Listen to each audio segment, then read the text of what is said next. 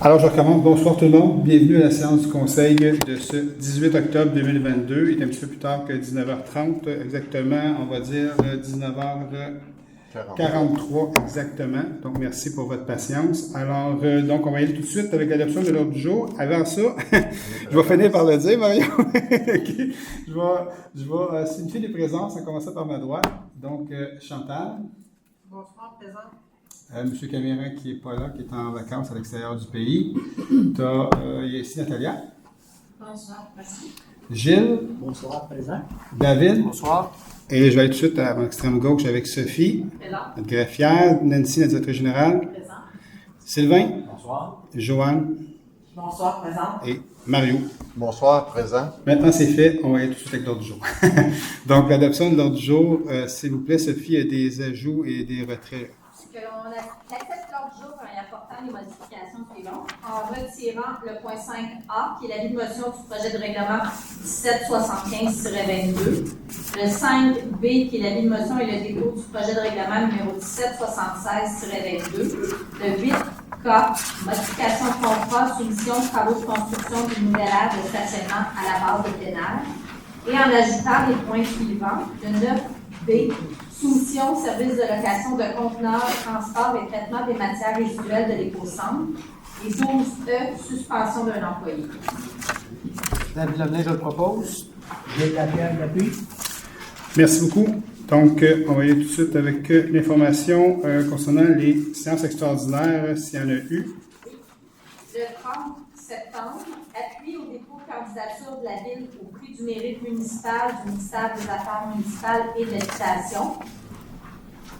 L'adhésion et l'octroi de contrat au regroupement d'achat imprimante et multifonctions incluant le service d'entretien du centre d'acquisition gouvernementale, aide financière pour diverses fondations. Le 6 octobre, une renonciation à l'avis de convocation. Il y a eu l'approbation du règlement d'emprunt de la Régie Incendie de l'Alliance des Grandes Seigneuries, qui était pour les travaux de construction d'une caserne à Candiac, et l'approbation de la grille de tarifs pour la location d'espace du complexe aquatique de Saint-Constant, et enfin la nomination sur le comité de coordination du complexe aquatique au niveau des représentants de la Ville. Merci beaucoup. Donc, l'approbation des procès-verbaux à 3. Que l'on s'abstienne de lire les procès-verbaux du 20 septembre, du 30 septembre et du 6 octobre et qu'ils soient approuvés tels que présentés. Sylvain Carr, je le propose. Nathalie Soulard, je l'appuie. 4. Entérinement du registre des chèques. Entériné, le registre des chèques du mois de septembre se chiffrant à 5 077 678,42. Opposé par Chantal Baudrillard. Sylvain Carr, je l'appuie. Donc, à 5, avis de motion de règlement et dépôt de projet de règlement. On va aller tout de suite à 5C. L'avis de motion et dépôt du projet de règlement numéro 1777-22, décrétant une dépense de 6 337 013 et un emprunt du même montant pour des travaux de restauration et de réhabilitation des anciens presbytères. David Lemay, je donne l'avis de motion et dépose devant le Conseil le projet de règlement. Ça, juste donner quelques informations. C'est les anciens presbytères qu'on a achetés l'année passée. C'est tout le projet. Le règlement d'emprunt couvre l'ensemble du projet, mais il est divisé en deux. Le premier projet qui va avoir lieu, c'est un projet de restauration qui est à peu près à 3 millions. On a une subvention de 1,5 million là-dessus. Et par la suite, il y aura une autre demande de subvention pour la réhabilitation. Donc, c'est un autre volet. Donc, on attend. J'ai préféré faire un règlement au complet pour l'ensemble des travaux qui aura lieu sur les prochaines années. Mais le règlement sera là pour la suite des travaux. Et en même temps, on lance le message que le patrimoine est important. Il faut faire notre travail aussi à ce niveau-là, au niveau de la préservation et de la conservation de notre patrimoine. Les anciens presbytères, mais des éléments super importants de notre patrimoine. Donc, à D, avis de motion et dépôt du projet de règlement numéro 1778-22, décrétant des dépenses en immobilisation pour l'acquisition de pompes, d'outils, de véhicules et d'équipements pour le service d'équipement durable de l'hygiène du milieu et un emprunt de 1 025. Donc, c'est ça. Alors, Nathalie Soulard, je donne l'avis de motion, mais je dépose ce projet de l'hygiène du milieu, mais au niveau de ce département-là, c'est les travaux publics, juste pour vous spécifier. Donc, avis de motion du règlement numéro 1779-22, modifiant le règlement de zonage numéro 1528-17 afin de permettre les plateformes élévatrices de modifier les normes de stationnement souterrain et d'ajouter des normes concernant les garages isolés. C'est bien quand je donne l'avis de motion. À F, avis de motion et dépôt du projet de règlement numéro 1780-22 relatif à l'enlèvement des déchets domestiques, des matières organiques et des matières recyclables. Gilles Lapierre, je donne l'avis de motion et je dépose devant le Conseil le projet de règlement. À G, avis de motion du règlement numéro 1781-22 modifiant le règlement de zonage numéro 1528-17 afin de mettre à jour les normes sur l'entreposage des matières résiduelles. Joanne Césaré, je donne l'avis de motion. À H, avis de motion du règlement numéro 1782-22 modifiant le règlement sur les plans d'implantation et d'intégration architecturale de la ville de Saint-Constant numéro 1532-17 afin de centraliser les critères d'aménagement d'une zone de matières résiduelles. Sylvain Carr, je donne l'avis de motion. À I, avis de motion et dépôt du projet de règlement numéro 1783-22 modifiant le règlement numéro 991-97 fixant le tarif exigible lors du dépôt d'une demande de révision de l'évaluation foncière afin d'ajouter les tarifs exigibles. Mario Perron, je donne l'avis de motion et je dépose devant le Conseil le projet de règlement. À J, avis de motion du règlement numéro 1784-22 modifiant le règlement de construction numéro 1630-19. Gilles Lapierre, je donne l'avis de motion. À K, avis de motion du règlement numéro 1785-22 modifiant le règlement de zonage numéro 1528-17 afin d'ajouter l'usage H4 habitation multifamiliale de 9 logements et plus aux usages autorisés dans la zone CGS 102 et ses normes afférentes. Joanne Césaré, je donne l'avis de motion. À 6, adoption et dépôt de projet de règlement. 6A, adoption et dépôt du projet de règlement numéro 1779-22 modifiant le règlement de zonage numéro 1528-17 afin de permettre les plateformes élévatrices de modifier les normes de stationnement souterrain et d'ajouter des normes concernant les garages isolés. C'est les mêmes qu'on a vus en haut au point précédent, donc il faut les repasser en adoption. Je vais déléguer à la greffière le pouvoir de fixer la date, l'heure et le lieu de l'Assemblée publique de consultation sur ce projet. Proposé par David Lemlin. Nathalie Soulard, je l'appui. À B, adoption et dépôt du projet de règlement numéro 1781-22 modifiant le règlement de zonage numéro 1528-17 afin de mettre à jour les normes sur l'entreposage des matières résiduelles. Je vais déléguer à la greffière le pouvoir de fixer la date, l'heure et le lieu de l'Assemblée publique de consultation. Sylvain Carr, je le propose. Appuyé par David Lemlin. À C, adoption et dépôt du projet de règlement numéro 1782-22 modifiant le règlement sur les plans d'implantation et d'intégration architecturale de la ville de Saint-Constant numéro 1532-17 afin de centraliser les critères d'aménagement d'une zone de matières résiduelles. Je vais déléguer à la greffière le pouvoir de fixer la date, l'heure et le lieu de l'Assemblée publique de consultation.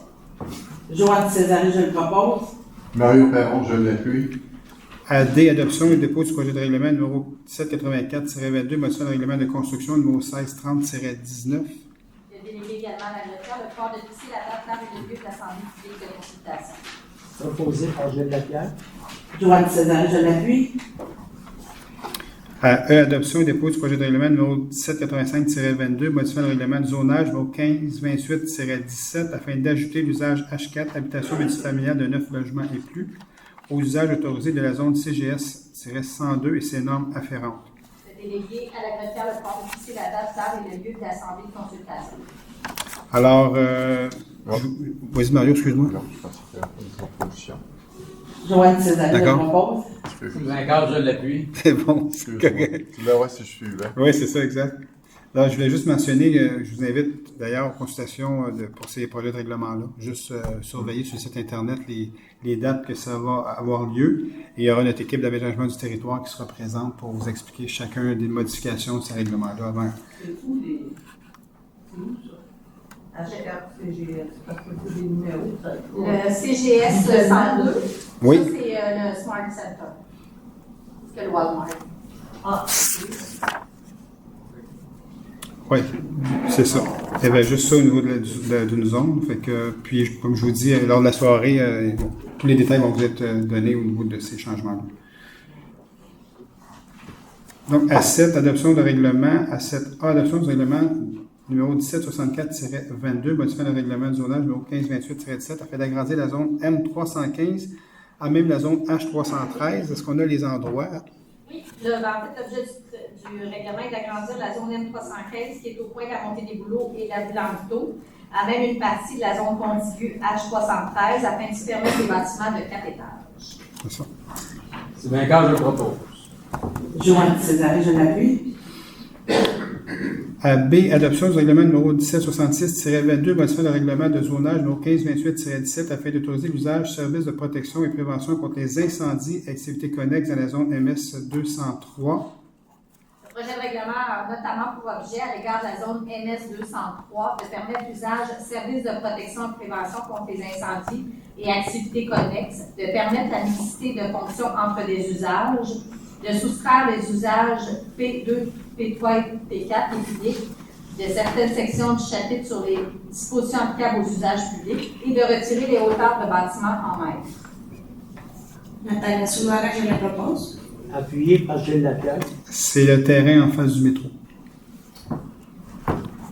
Pour la caserne qui sera reconstruite à cet endroit. Donc, assez adoption du règlement numéro 1771-22, modifiant le règlement numéro 1750-22, décrétant une dépense de 10 756 862 et un emprunt du même montant pour les travaux de reconstruction de rues, de construction ou réhabilitation d'un réseau pluvial, de bordures et ou trottoirs, de réhabilitation d'égouts sanitaires, de remplacement ou réhabilitation d'aqueducs, de construction d'un nouveau réseau d'éclairage, remplacement de l'éclairage existant, l'aménagement des emprises sur les rues Laval, Liège, Lefebvre, Maurice, Monette en partie, Meunier en partie et Métra en partie.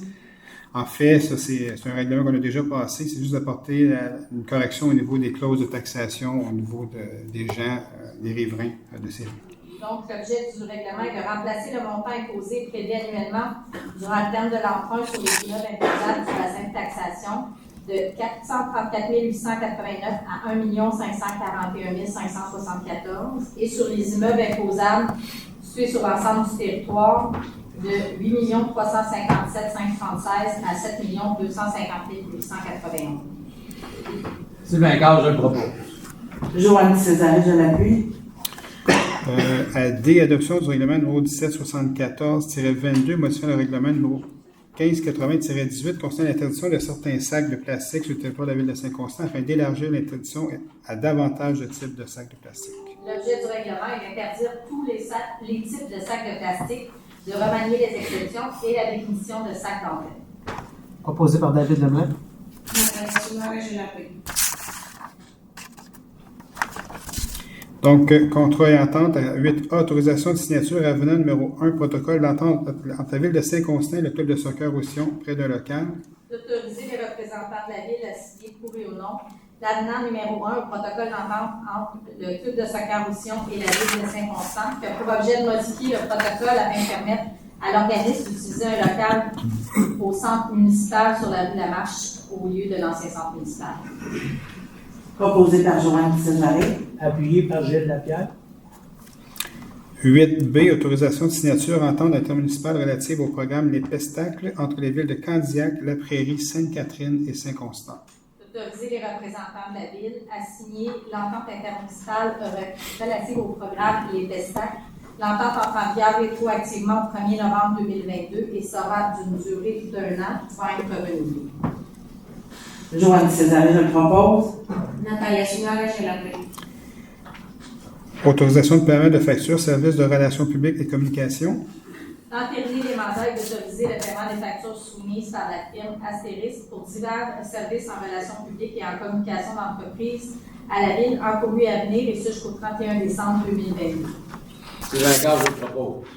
Mario Perron, je l'appuie. D, octroi de contrat de gré à gré, service de camionnage en vrac déneigement, saison 2022-2023.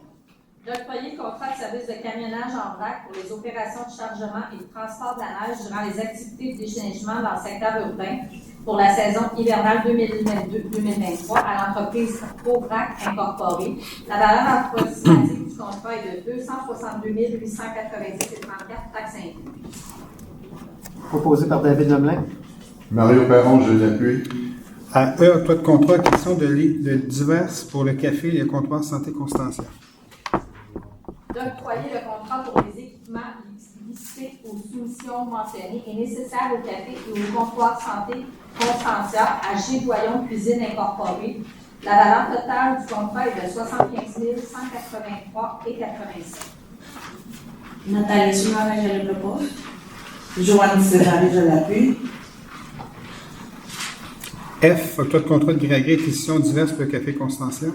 D'octroyer le contrat pour l'achat de machines à café commerciales spécialisées et équipements à Café Barista, le taux conditions prévues au bon de commande, daté du 6 octobre 2022, pour une valeur de contrat de 32 589,66 taxes incluses. Proposé par Gilles Lapierre. Sylvain Carl, je l'appuie. Pour ceux qui se demandent c'est où, mais c'est à la bibliothèque. Il y a un espace de café qui avait été prévu à cet endroit-là. Et puis, donc, c'est les équipements. Et puis, le comptoir santé au complexe aquatique. Donc, il y a l'espace aussi de restauration à cet endroit-là. Donc, c'est les équipements pour ces deux endroits. G. Octroi de contrat de gré à gré, acquisition de divers équipements pour le service de développement durable de l'hygiène du milieu. D'autoriser les dépenses pour les contrats pour l'ensemble de couches pour chargeurs sur roue, boîte à coco, barrière de signalant, panneaux à neige pour camion, pouces pour bobcat, pour un montant total de 52 871,89 à divers fournisseurs. Mario Perron, je le propose. Appuyé par Gilles Lapierre. H. Octroi de contrat achat de lames à neige. Considérant que la Ville a procédé à une demande de prix pour l'achat de lames à neige, 3 offres de services ont été reçues. Il s'agit d'octroyer le contrat pour l'achat de lames à neige à Choum Incorporé au prix unitaire soumis pour une valeur de contrat de 65 449,52 taxes incluses. Joanne Césaré, je le propose. Appuyé par David Lemelin. I. Octroi de contrat acquisition épandeur à trottoir. Considérant que la Ville a procédé à une demande de prix, qu'une seule proposition a été reçue. Il s'agit d'octroyer le contrat pour l'acquisition d'épandeurs de sel à trottoir à les équipements Colpron au prix unitaire soumis et de céder également en échange 5 épandeurs usagés pour une somme de 15 000 $. La valeur du contrat considérant l'échange est de 85 964,51 taxes incluses. Sylvain Carl, je le propose. Nathalie Soumare, je l'appuie. À J. Octroi de contrat service de location de chargeurs. Considérant que la Ville a procédé à des demandes de prix pour le service de location de chargeurs, il s'agit d'octroyer le contrat pour le service de location de chargeurs sur roue avec godet sans opérateur et incluant les équipements de déneigement à Battlefield Incorporé pour une valeur de contrat de 39 091,50 et d'octroyer le contrat pour le service de location d'un chargeur sur roue avec godet sans opérateur en 2021, celui-là, à l'équipement Saint-Germain au prix unitaire soumis pour une valeur de contrat de 40 011,30 taxes incluses. Proposé par Gilles Lapierre. Mario Perron, je l'appuie. À 9. Soumission 9A. Soumission aux travaux de prolongement des services du chemin Saint-Ignace de Monté-Griffin et de la rue Tremblay. La Ville a procédé à une demande de soumission publique. 6 soumissions ont été reçues.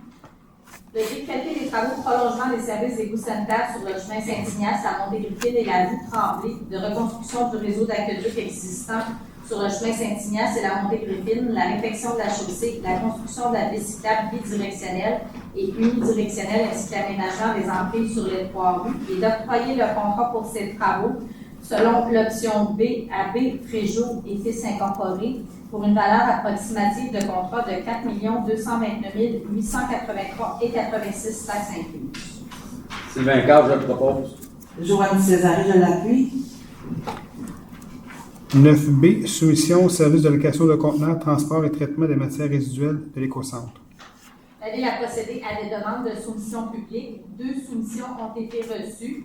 Il s'agit d'octroyer le contrat pour le service de location de conteneurs, transport et traitement des matières résiduelles de l'écocentre pour la période du 19 octobre 2022 au 17 octobre 2025 au plus bas soumissionnaire conforme, soit GFL Environnemental Incorporé, pour une valeur de contrat de 1 872 411,90 taxes incluses. Proposé par David Lemelin. Appuyé par Chantal Boudria. On s'en va à 10. Mandat 10A. Mandat procureur de la poursuite à la Cour municipale. Modification du taux horaire. D'autoriser l'augmentation du taux horaire de maître Brigitte Lucier, avocate et procureure de la poursuite à la Cour municipale, à 130 $ et ça compter du 1er janvier 2023. Proposé par David Lemelin. Mario Perron, je l'appuie. Dossier du juridique à 11, il n'y en a pas. 12, ressources humaines. 12A, approbation au poste contractuel de chargé de projet au service d'aménagement du territoire, développement économique et du bureau de projet. De nommer M. Guillaume Robidoux à titre d'employé contractuel au poste de chargé de projet au service d'aménagement du territoire, du bureau de projet et du développement économique aux conditions prévues au recueil des conditions de travail des employés non syndiqués. Joanne Césaré, je le propose. Sylvain Carl, je l'appuie. Donc, au niveau de l'approbation au poste contractuel de chargé de projet aménagement du territoire au service d'aménagement du territoire, développement économique et bureau de projet. Donc, ça, c'est Chantal, je pense. Oui. De nommer Mme Chantal Langlois, titre d'employé contractuel au poste de chargé de projet à l'aménagement du territoire, aux conditions prévues au recueil des conditions de travail des employés non syndiqués. Joanne Césaré, je le propose. Sylvain Carl, je l'appuie. Donc, AC, approbation au poste de contremaître au service du développement durable de l'hygiène du milieu. De nommer M. Sébastien Ross à titre d'employé régulier au poste de contremaître au service du développement durable et de l'hygiène du milieu, aux conditions prévues au recueil des conditions de travail des employés non syndiqués. Sylvain Carl, je le propose. Mario Perron, je l'appuie. Donc, félicitations à ces 3 employés pour leur fin de probation. Donc, AD, donc création, abolition de divers postes, nomination aux embauches ou embauches. De créer le poste de conseiller principal au service des finances, d'abolir le poste de conseiller en gestion financière au service des finances, le tout en date du 1er janvier 2023, de nommer pour la même date M. Louis-Philippe Désinat, titre d'employé à l'essai au poste de conseiller principal au service des finances. Son salaire sera celui de l'échelon 1 de la classe 4 du recueil des non-syndiqués. De créer le poste de conseiller principal à l'aménagement du territoire et du développement économique, et d'abolir le poste de conseiller en aménagement du territoire et développement économique en date du 1er janvier 2023, de nommer pour la même date M. Yacine Poulouche à titre d'employé à l'essai au poste de conseiller principal. Son salaire sera celui de l'échelon 4 de la classe 4 du recueil des non-syndiqués. De nommer rétroactivement en date du 3 octobre 2022 Mme Nadia Lefebvre à titre d'employé à l'essai au poste de conseillère au service des affaires juridiques et greffes. Son salaire sera celui de l'échelon 1 de la classe 2 du recueil des non-syndiqués. D'embaucher en date du 7 novembre 2022 M. Jean-François Bernier à titre d'employé à l'essai au poste de conseiller technique hygiène du milieu au service de développement durable et de l'hygiène du milieu. C'est pas conseiller technique au développement durable? Ah non, c'est l'hygiène du milieu. C'est juste l'hygiène du milieu. Le salaire d'embauche sera celui de l'échelon 10 de la classe 2. De donner en date du 24 octobre M. Fécal Belmouri à titre d'employé à l'essai, au poste de surveillant de chantier. Son salaire sera celui de l'échelon 3 de la classe 3 du recueil des conditions de travail des non-syndiqués. Joanne Césaré, je le propose. Natalia Soumaré, je l'appuie. Donc, ajout à 12E, donc suspension d'un employé. D'entériner la suspension sans solde de l'employé 1785 jusqu'à la conclusion de l'enquête en cours. Proposé par Chantal Boudrière. Mario Perron, je l'appuie. À 13, gestion interne. À 13A, modification de la résolution numéro 282-06-22, construction Economus Inc., contre-ville de Saint-Constant, contrat 2021, acceptation de certaines ordres de changement. Il s'agit de modifier la résolution pour remplacer le montant de 49 810,69 par celui de 57 269 et 84 taxes incluses et de remplacer le paragraphe qui concerne les transferts budgétaires par celui indiqué. Natalia Soumaré, je le propose. Joanne Césaré, je l'appuie. Donc, à B, modification de la résolution numéro 478-09-22 pour l'aide financière au complexe Le Partage pour le projet des petites bédaines pleines. Il s'agit de modifier la résolution afin de remplacer le montant de 5 000 par 10 000 et le montant de 1 000 par école par un montant de 2 000 Donc, 2 enfants par école au lieu d'un. Joanne Césaré, je le propose. Natalia Soumaré, je l'appuie.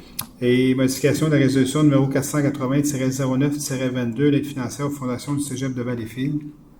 De modifier la résolution afin d'ajouter au deuxième paragraphe des conclusions le prêt de salle pour la remise des bourses aux étudiants pour la période de 2023 à 2025. Proposé par David Lemelin. Appuyé par Gilles Lapierre. À D, nomination au service d'aménagement du territoire, du développement économique et du bureau de projet, délégation de pouvoir, inspecteurs métropolitains locaux dans le cadre du RCI 2022-96 de la communauté métropolitaine de Montréal. Que la Ville de Saint-Constant informe la communauté métropolitaine de Montréal que les personnes suivantes agissent à titre d'inspecteurs métropolitains sur son territoire: le directeur du service d'aménagement du territoire du bureau de projet du développement économique, le directeur adjoint du aménagement du territoire et développement économique, superviseur, permis et inspection, conseiller aménagement du territoire, analyste en urbanisme, inspecteur en bâtiment et agent service à clientèle. Mario Perron, je le propose. Nathalie Soulard, je l'appuie. 13E, nomination au service d'aménagement du territoire, du développement économique et du bureau de projet, régime transitoire d'aménagement dans les zones inondables des lacs et des cours d'eau. Que la Ville de Saint-Constant désigne les mêmes personnes que je viens de mentionner pour agir à titre de fonctionnaire désigné. Sylvain Carr, je le propose. Mario Perron, je l'appuie. 13F, adoption du plan d'action sur la réduction des eaux parasitaires dans le réseau sanitaire. D'adopter le plan d'action daté du 5 octobre 2022 produit par la TGFSA sur la réduction des eaux parasitaires dans le réseau sanitaire tel que soumis à la présente séance. Proposé par David Lemelin. Sylvain Carr, je l'appuie. À 14, gestion externe. À 14A, libération du fonds de garantie en responsabilité civile primaire du regroupement Varennes-Sainte-Julie pour la période du 1er décembre 2013 au 1er décembre 2014. D'autoriser l'Union des municipalités du Québec à procéder au versement du reliquat du dit fonds de garantie aux membres du regroupement dans les mêmes proportions que ceux-ci y ont contribué lors de sa constitution. Mario Perron, je le propose. Sylvain Carr, je l'appuie. À 14B, approbation du budget 2022 modifié V3, Office municipal d'habitation de Roussillon-S. D'approuver la troisième version du budget 2022 de l'OMH tel que soumis. Proposé par Gilles Lapierre. Sylvain Carr, je l'appuie. 14C, aide financière, programme de soutien des événements ou à des causes particulières.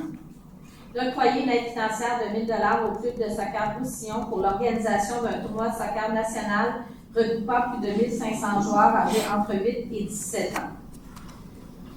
Joanne César, je le propose. Appuyé par David Lemelin.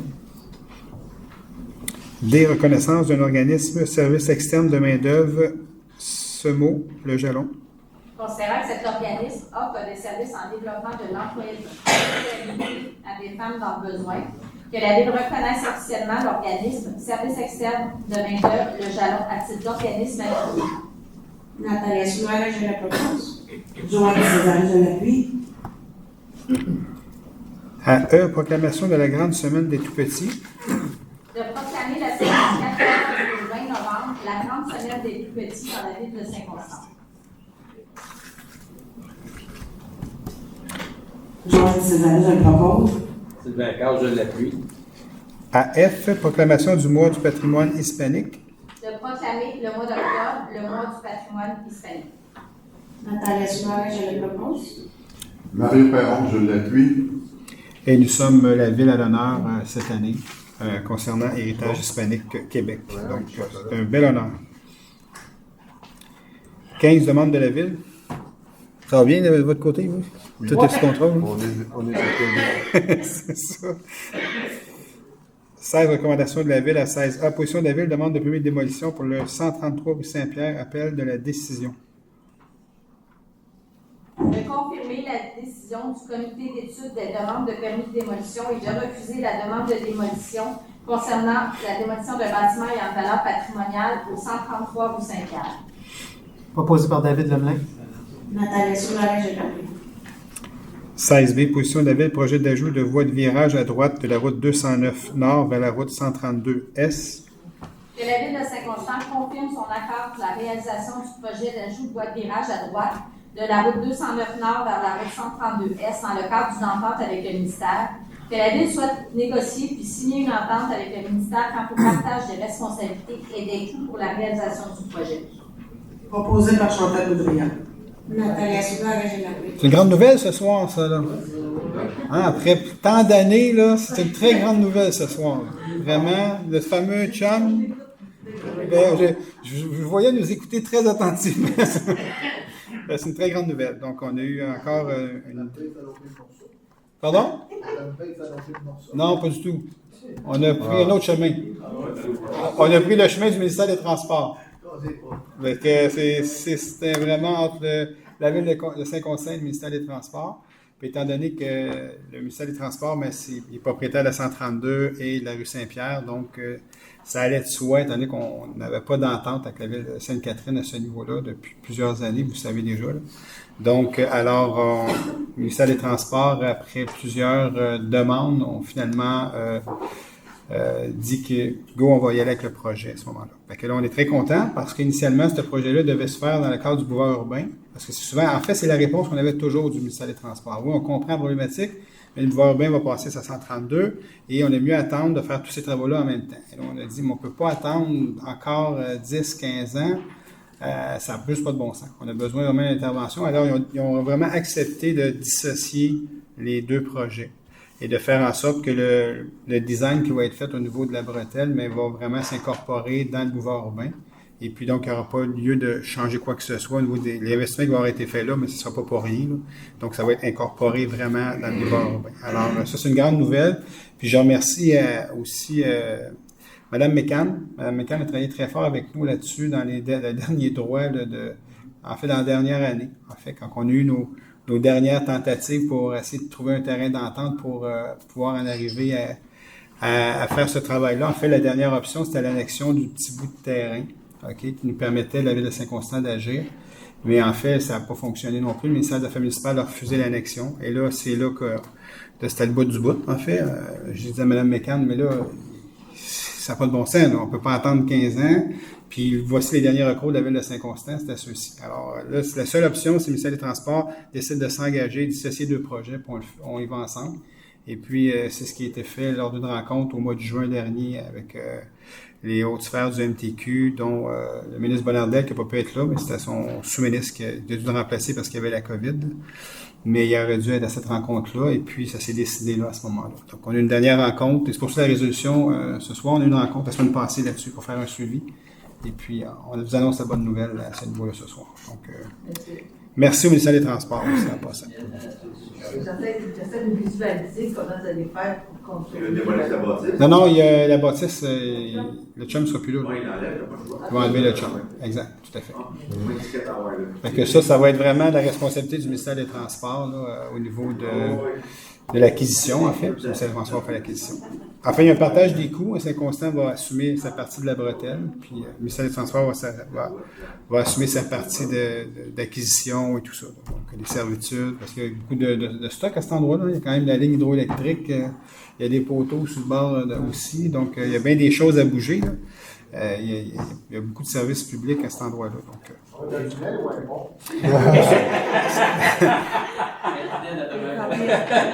Ça, il faut que je parle à M. Legault.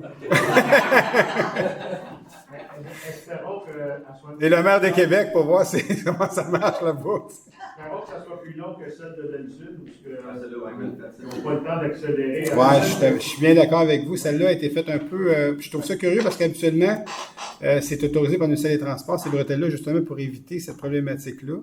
Puis, ils ont créé une problématique un peu, là, je trouve.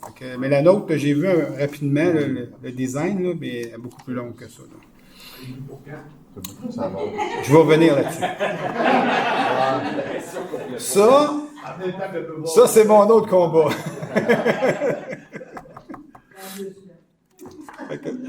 Je vais juste dire que c'est pas pour l'année prochaine. Okay?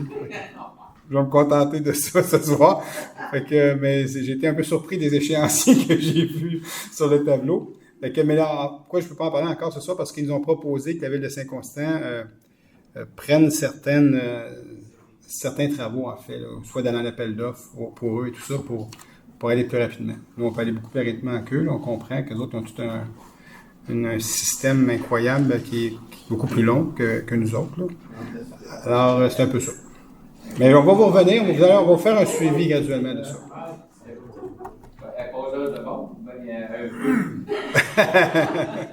C'est ça. Fait que c'est trop long, on va faire un tunnel. Ça va être bien plus facile. Donc, on va creuser, on va faire ça le soir, de nuit. Fait que personne va s'en apercevoir. Maintenant, on va déboucher l'autre barre, puis on va se dire, c'est quoi qui s'est passé là, tu sais. Ouais, pas là hier. Donc, 17, dépôt de documents.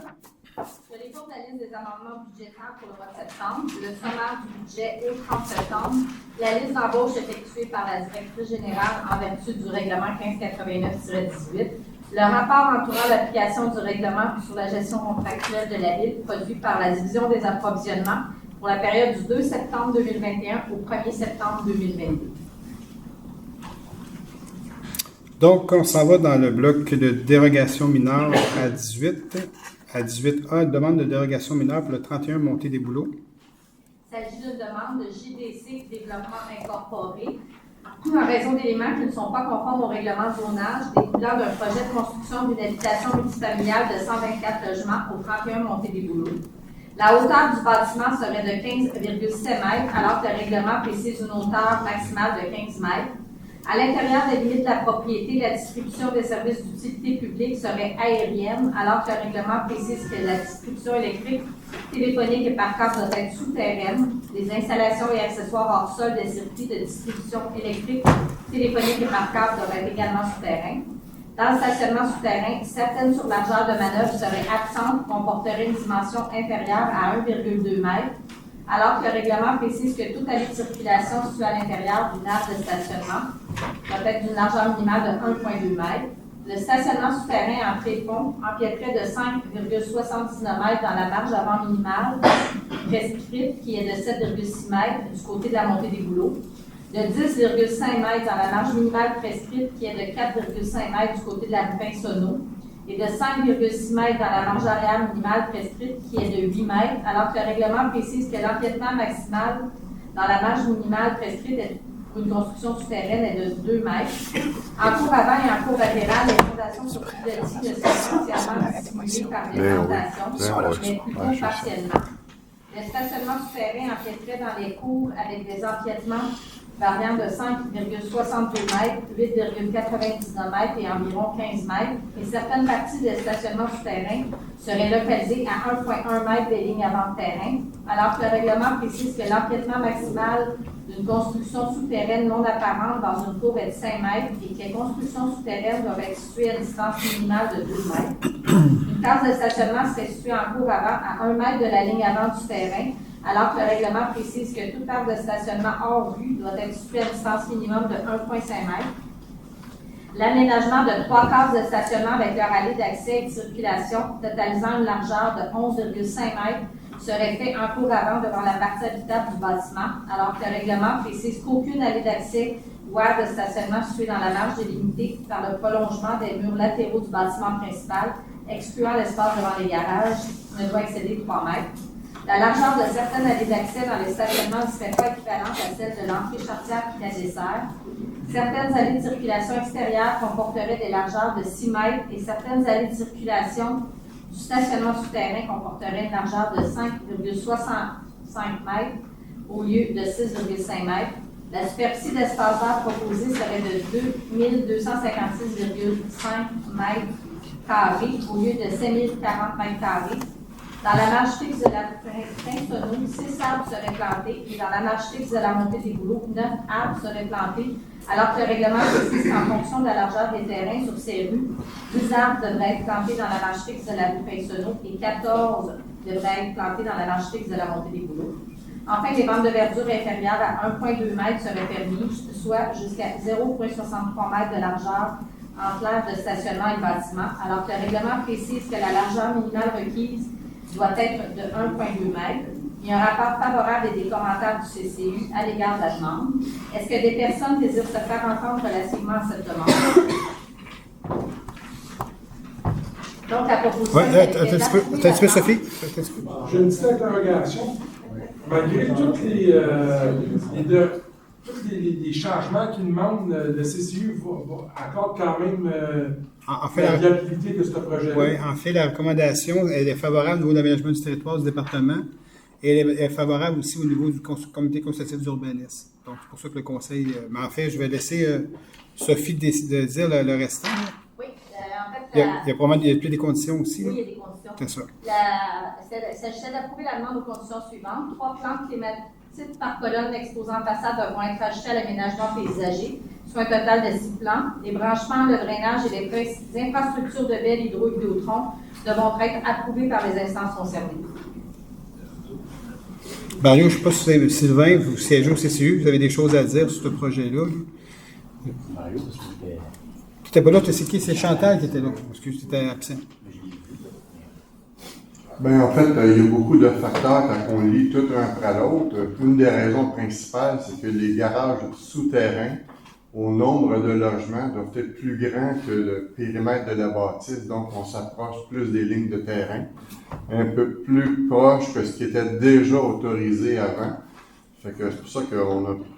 Ça fait beaucoup de mots pour dire tout ça, là, que finalement, c'est le stationnement pour être plus confort. Puis le nombre d'arbres va être changé aussi avec des plantes qu'on oblige d'être plantées aussi sur place. C'est pas vraiment... Ça a l'air beaucoup comme mot, mais c'est pas beaucoup de choses qui ont changé vraiment. À la hauteur. Ouais, c'est 15,7 mètres au lieu de 15. Pourquoi? C'est parce qu'il calculait la hauteur de la cage d'ascenseur, qui n'est pas un logement. Donc, mais il faut quand même tenir compte dans tous les mots qu'on a dit, là, que la hauteur est spécifique à la cage d'ascenseur. Puis ça va être corrigé bientôt dans une autre réglementation. Ils vont tenir compte de la hauteur de la cage, d'ascenseur, tout ça, qui fait souvent en sorte qu'il y ait une déroue, en fait.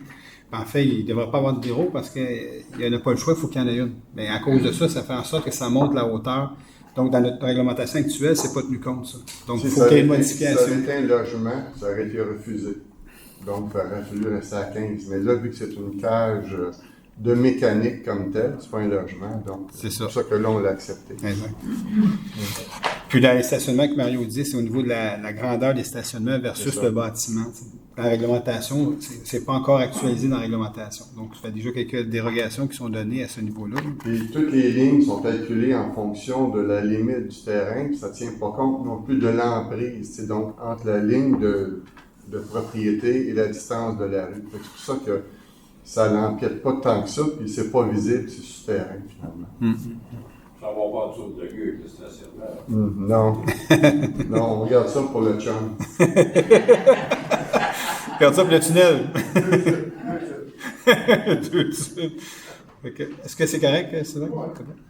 Donc, est-ce qu'il y a d'autres questions là-dessus? Pardon?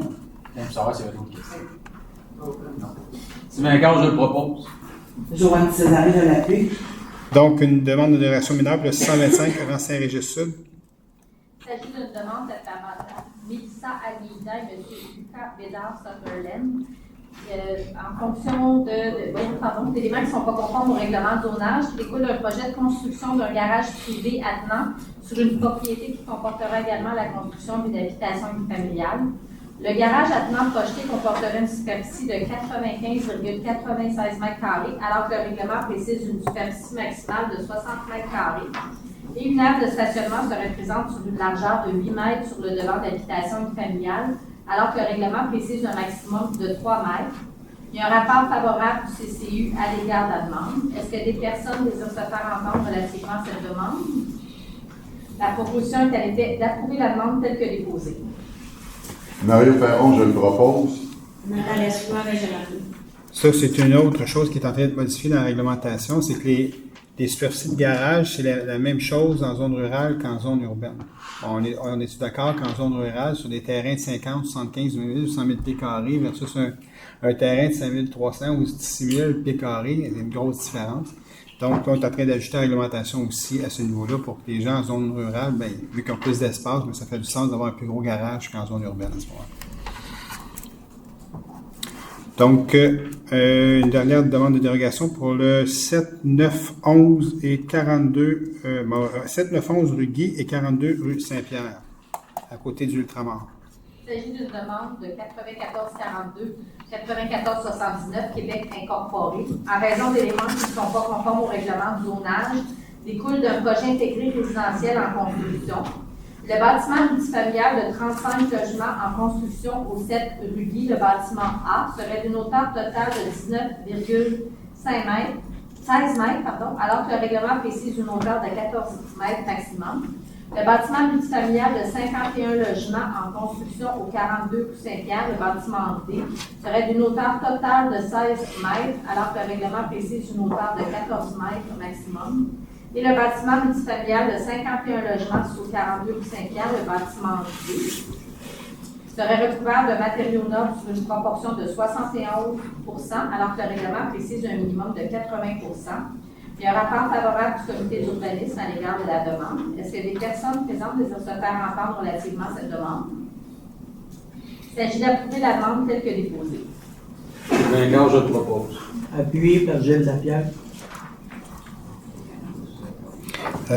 Là-dessus, là, excuse-moi, est-ce que les stationnements qu'on a partagés sur les postes de stationnement, les balcons sont régularisés avec ça? Ça, c'est dans le PIA. C'est dans le PIA, ok, excuse-moi. Ouais, ça sent bien. D'accord.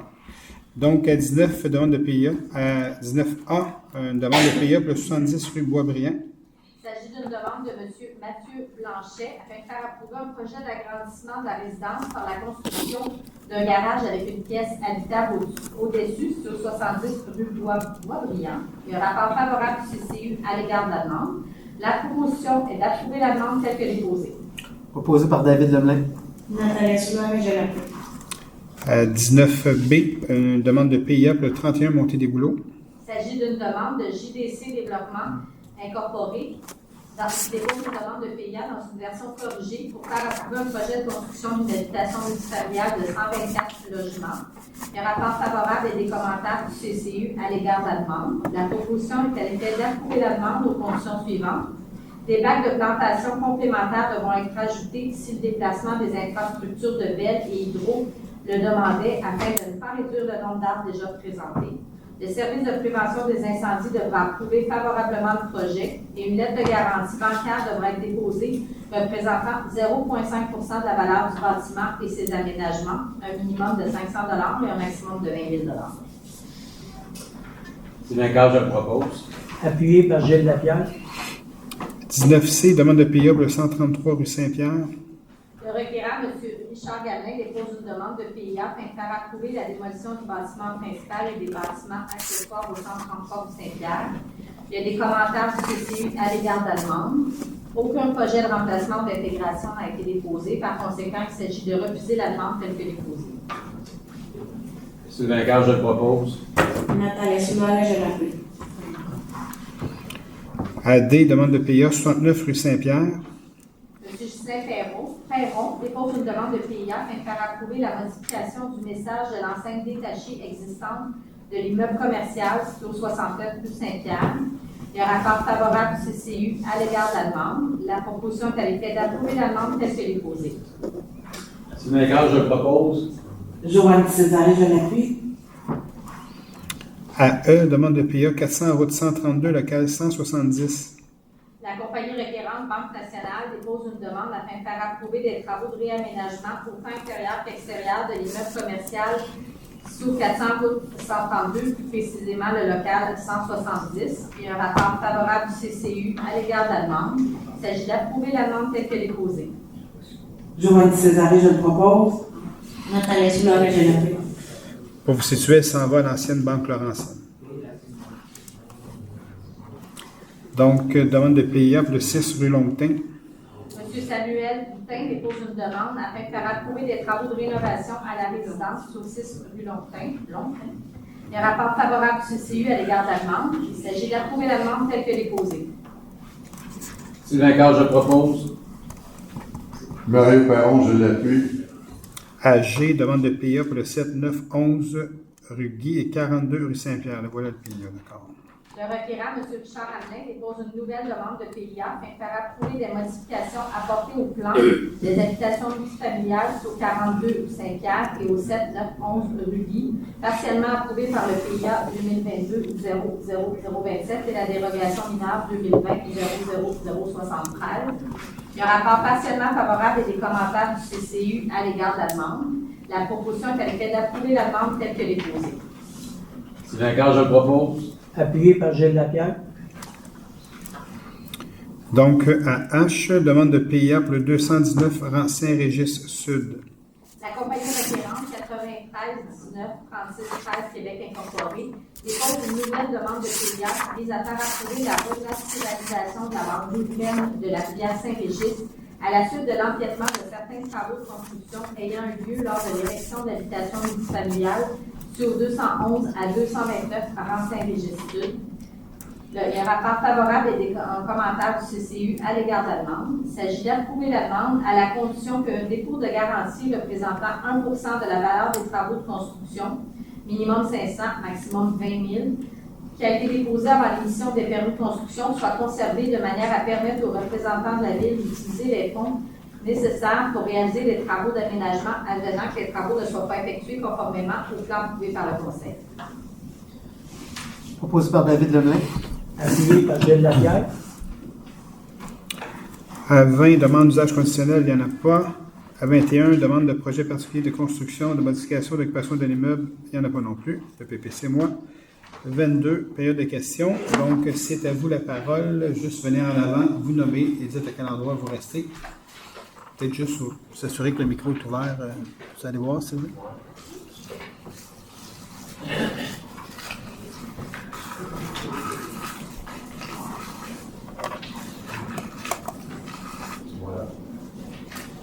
Merci.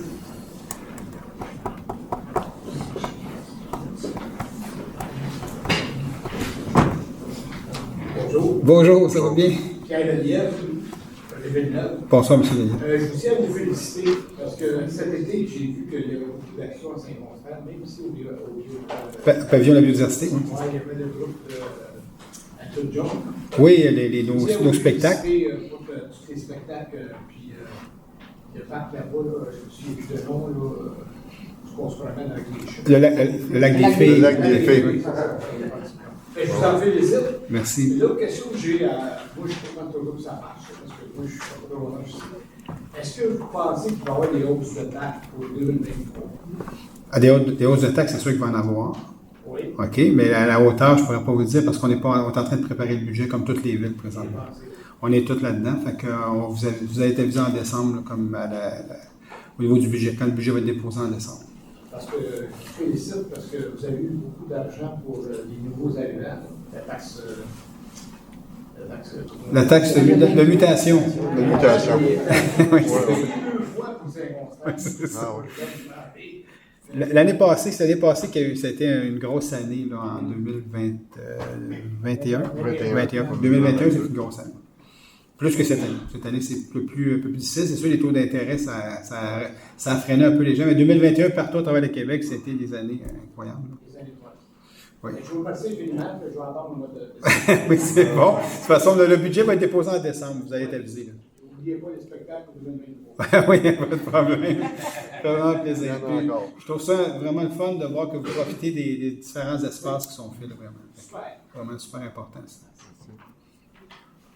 Puis en passant, juste pour parler du budget, bien, c'était notre nouveau rôle triennal cette année d'évaluation. Donc, vous allez voir vos maisons là, très bientôt quand vous allez recevoir le compte de taxes. Vous allez voir ça, il y a eu un gros bond des évaluations. Là, parce que je pense que personne n'est surpris. Là, mais Saint-Constant, vu qu'il était beaucoup à la demande, en fait, c'était la ville qui avait le plus de demandes, en fait, quand il y avait des ventes de maisons, de surenchères, puis il y avait beaucoup de gens qui... Donc, c'est sûr que ça a eu un impact sur les valeurs des maisons, certainement. Donc, des appels tous les mois. Encore? C'est hallucinant. On a eu une hier.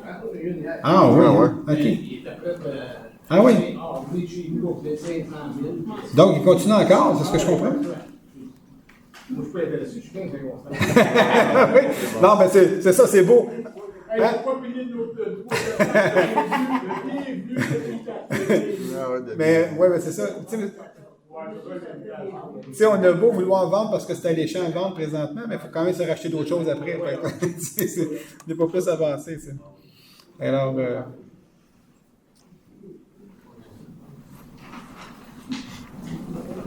Bonjour, professeur Montreuil. Bonjour. Question pour l'arbre en l'air de chez nous. Est-ce que vous avez coupé? Puis après, on n'a rien eu. Vous avez envoyé un email là-dessus. Puis, oui, on ne vous a pas appelé là-dessus encore? Madame Hayes? La semaine passée, puis là, on n'a pas eu d'autres nouvelles. OK, mais Maggie avait appelé M. Harton pour aller voir exactement l'arbre sur le terrain à couper, tout ça. Ça n'a pas été fait encore? Elle l'a appelé tantôt, puis oui. Je m'en occupe demain matin. OK. OK. J'ai envoyé des photos de ce que ça fait sur le Oui, terrain. j'ai tout vu ça, puis j'ai transféré ça à Maggie et tout ça, puis je suis tout à fait d'accord avec vous. Ça, il y a une problématique. Puis en plus, il y a eu une confusion parce que moi, quand j'ai été au mois de juin avec les gens de l'équipe, Vous avez fait la même place. oui, exact, on m'a dit que ça avait été fait, puis les gens de la rue du Maçon m'ont dit merci pour les mondages. J'ai dit, bon, ça a été fait, tant mieux. Puis là, j'ai compris que quand M. Arton oui, il m'a dit, mais ça n'a pas été fait, je ne comprenais pas. Puis là, j'ai demandé à Mme Heinz, qu'est-ce que vous avez fait finalement comme émondage, mais finalement, c'était une autre section en arrière. Oui, c'est ça, exact. Fait que, mais je m'en occupe demain matin personnellement avec Nancy, puis on va aller voir ça rapidement avec elle. Monsieur, ma collègue et moi, on est pas Le 16. Marc, le 16, 49, mon frère. Marc, le 16. Ouais, pas Oui, le 17. ben, j'ai... Ne pas confondre, c'est ça. Ouais, le 16, le père, ou c'est ça, c'est vraiment le 16, comme le chiffre 16. Mais j'ai le courriel, Nancy, je vais te le montrer demain.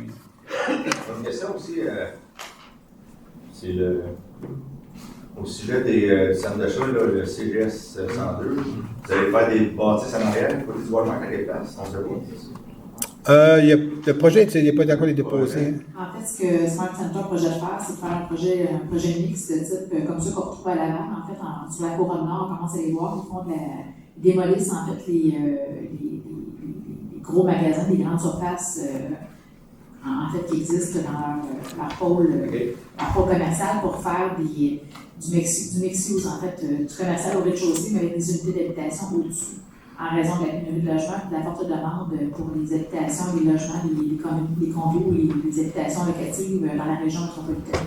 Donc, c'est ce qu'ils regardent pour faire dans le secteur du Smart Center, parce que les grandes surfaces, évidemment, les besoins au niveau de la consommation évoluent. Et puis, ce qu'ils font sur la rive nord, ils commencent à le faire sur la rive sud aussi, comme dans toutes les régions métropolitaines au pays. Ça va ressembler à ce que vous voyez un peu partout. Ça sera des grosses boîtes, comme on voit. Moi, je pense que le Walmart et le Home Depot vont demeurer, mais du côté d'Aubainerie, et compagnie, là, ça va être du mixio, ça va être comme vous voyez là. En fait, les commerces vont demeurer, mais ils vont les refaire avec des unités d'habitation dessus. OK, sur notre côté, du côté de la butte, là, il n'y aura pas de bâtisse là. Non. Dans leur projection, parce qu'ils ne peuvent pas, le Walmart ont comme des ententes avec eux pour, je ne sais pas, 100 ans, 150 ans, je ne sais plus trop, mais c'est. Mais il n'y a pas rien là. C'est du côté du Walmart, c'est pas du côté du. C'est l'autre côté. C'est du côté du pavillon. Du côté ici. Oui, exactement ça. Je ne veux pas arriver dans ma cour, mais. Non. C'est plus aussi près de la 132 aussi qui vont travailler. Exactement ça. On est allé voir à Laval, en fait, parce qu'ils nous ont dit, venez voir à Laval ce qu'on fait dans ce coin-là. Puis c'est bien ce qu'ils font. En fait, ça fait juste du sens, en fait, d'avoir des grands stationnements comme ça. Puis, alors qu'il y a une grande pénurie d'unités d'habitation où les gens savent où se loger. C'est un peu ça. Ça veut dire qu'il va y avoir plus de logements, plus de monde vont rester. Pardon? Il va y avoir plus de tout dans notre côte. Pas de l'autre côté. Pas de l'autre côté. Ça ne bouge pas, c'est vraiment du côté du. Vraiment le côté ici. Oui, c'est côté ici, exact. C'est parce qu'il y a plus de gens, tu vois, le samedi soir, dimanche soir, ça fait aller d'heure pas mal. Dans le stationnement? Ah oui. À un moment donné, j'ai appelé la police, j'ai dit c'est où ça? Walmart. Est-ce qu'il faudrait que vous le fassiez parce que c'est ça qu'il faut faire? Ah, c'est ça. J'ai même pas donné mon nom. Ah oui? Ça faisait comme une demi-heure. Ça faisait ça. Mais à Laval, honnêtement, celui qu'on était ici, c'était beaucoup des 55 ans et plus, là, qui avaient qui cherchaient comme clientèle pour. Oui, c'était ça, effectivement. C'est très, très beau, là, honnêtement, les complexes. Ça va passer par là, parce que les gens savent pas. Allez voir où est le Walmart. Vous savez, ils n'ont pas de show Walmart, bien sûr, mais à côté. À côté, il y avait des terrains, eux autres, qui ont bâti en hauteur. Puis il y a du commercial au reste.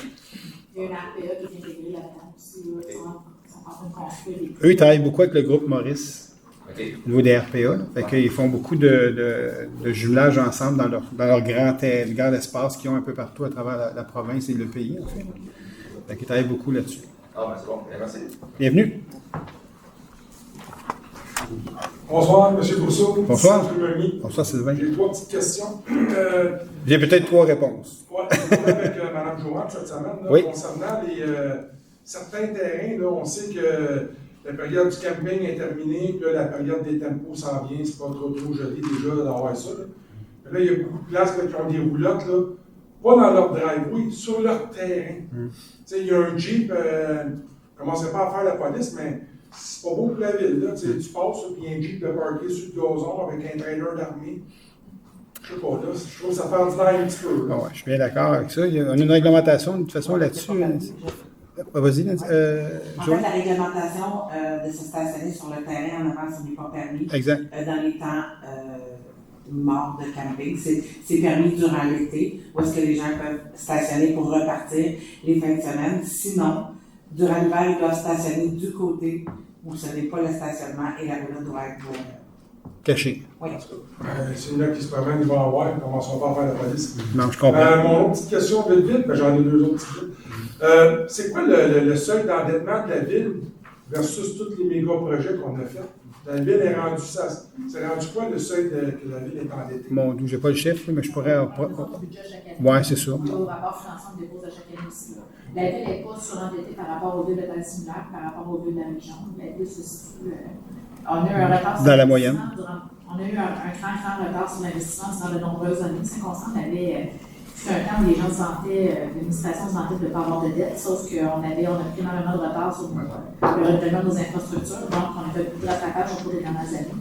Mais le seuil d'endettement de la ville, si vous le mesurez par rapport aux villes de taille similaire, par rapport aux villes environnantes, notre niveau d'endettement est dans la médiane. Donc on n'est pas sur l'endettement, mais à chaque année. Mais on voit le rapport, au budget horizontal et puis au rapport financier aussi. Bon, on va essayer d'être là. Ben oui, soyez là, vous allez avoir les vrais bons chiffres à ce moment-là. Mon autre inquiétude, c'est on regarde les méga-projets d'habitation, des taux qui se bâtissent un peu partout. Là, puis, moi, mon inquiétude, en fin de semaine, on se promenait samedi, là, puis la 132, mettons, à partir du McDonald's à Candiac, là, aller passer Saint-Pierre, là, c'est bumper à bumper. Je trouve que c'est beau bâtir pour accueillir des nouveaux résidents à Saint-Constant, ça emmène de l'eau au moulin, mais est-ce que les infrastructures sont capables de savoir tout ce flot de en fait, je vais répondre là-dessus que c'est pas juste à Saint-Constant, c'est sur la communauté. Ouais. Les 82 villes de la couronne. On parle de Saint-Constant. Oui, mais la couronne nord, couronne sud, on est tous soumis au programme métropolitain d'aménagement et de développement où il y a besoin d'unités d'habitation. En fait,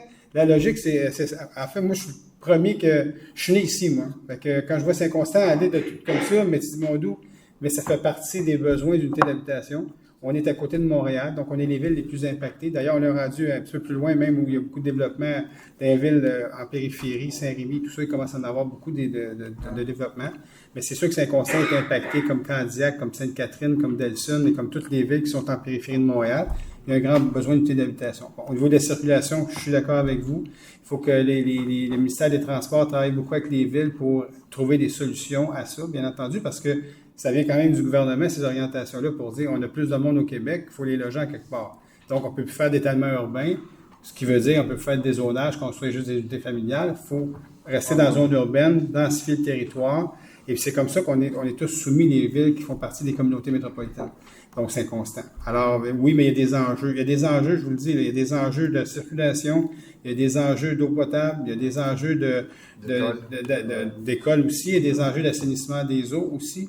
Fait que tous ces enjeux-là, on les adresse au gouvernement. Il faut qu'on travaille vraiment en collaboration avec lui pour que, oui, c'est bien beau les cibles que vous nous donnez parce que vous avez besoin d'unités d'habitation parce que, bon, il y a plus de monde au Québec, mais en bout de ligne, mais on a besoin aussi de votre aide pour trouver des solutions à la circulation, donner des aides financières pour notre réseau d'eau potable, donner des aides financières pour l'assainissement des eaux. On est vraiment là-dedans, mais je comprends très bien, c'est sûr que c'est ça.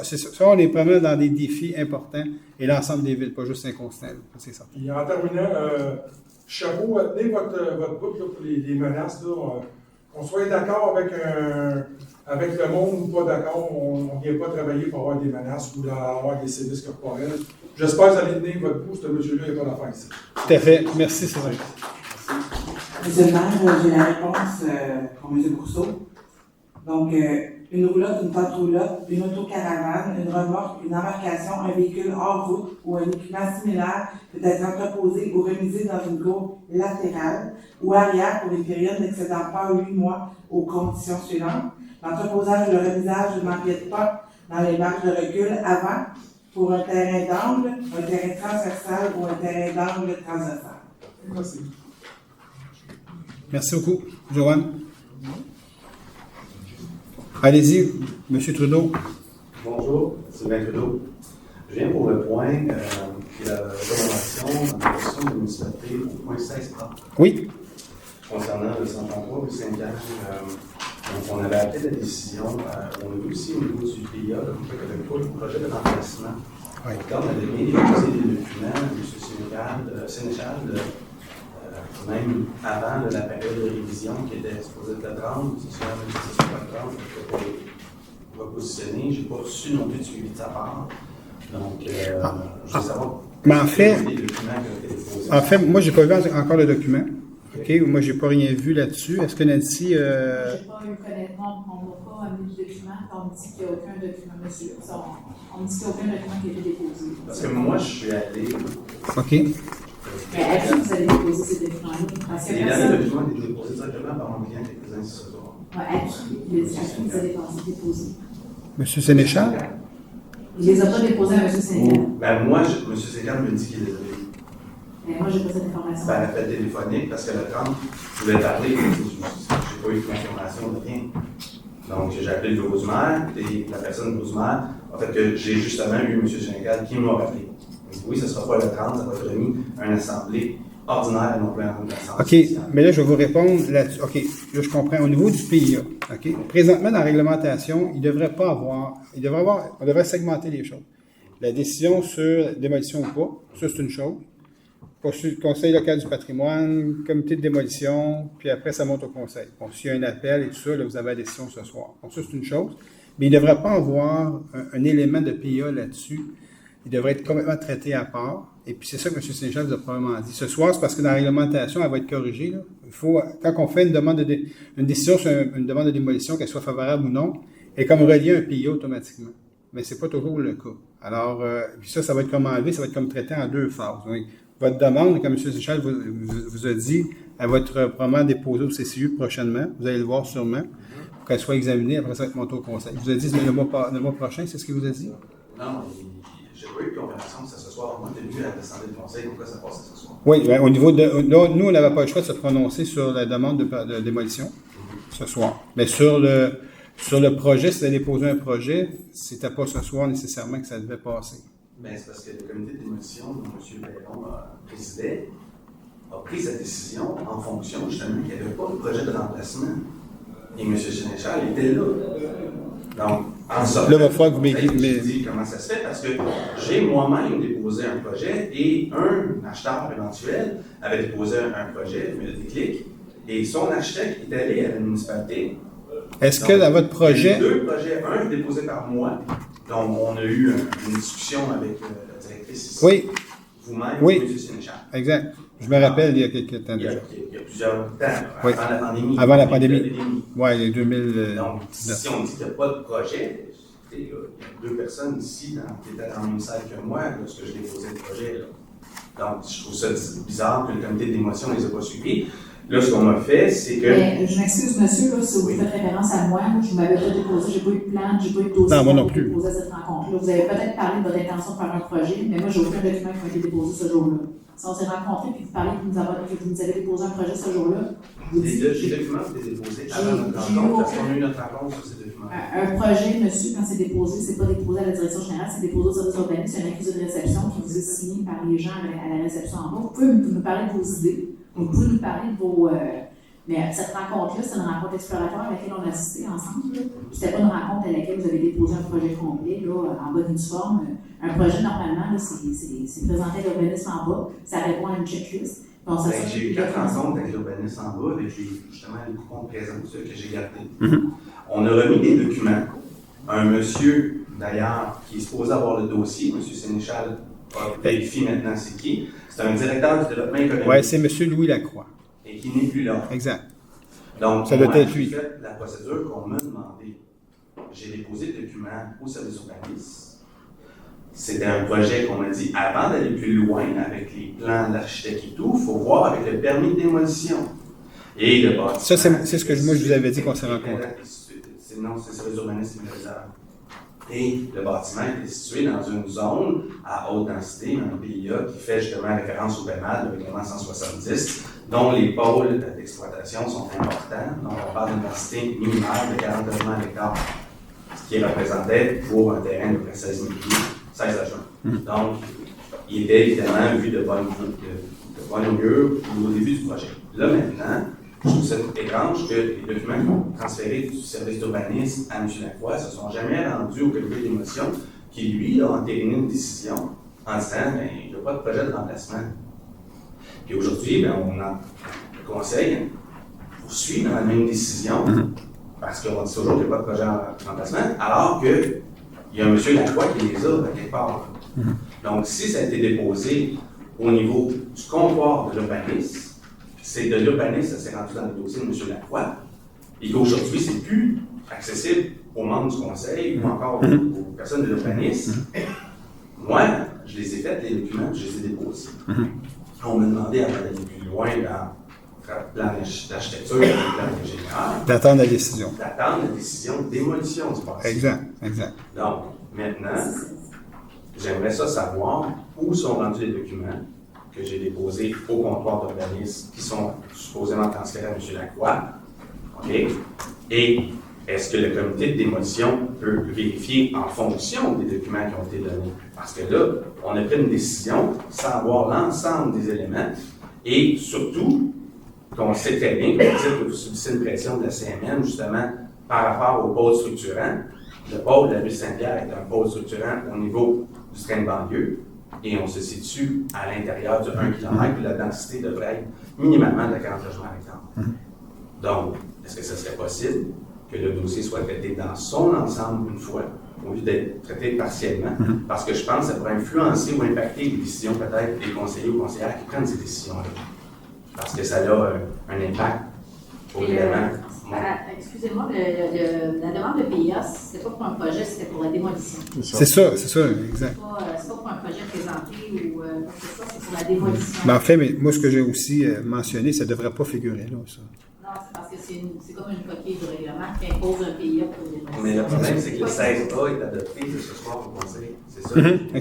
Moi, si vous l'adoptez, comme quoi que vous continuez dans le processus d'interdiction de démolition, c'est le conseil. Puis là, moi, je l'ai invité.